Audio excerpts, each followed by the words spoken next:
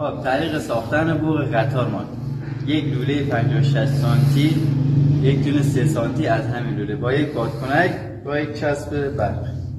خب این لوله کوتاه رو جا میکنیم تو بادکنک. برکن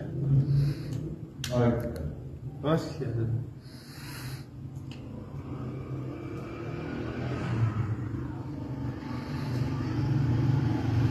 شهری دیگه اخیرا مسئله که یا جا بلا شده جو وارد نمیشه معمولا برم سر کار سعید مراقبه نمیرم سعی باش سعی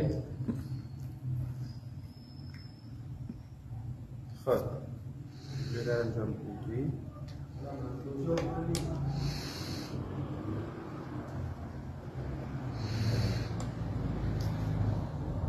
چسب برق رو باز میکنیم.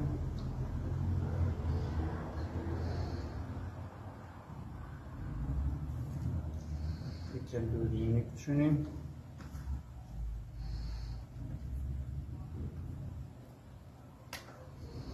بعد این رو اینجوری میچرخونیم روی این، باز دوباره چسب لیخم میکنیم.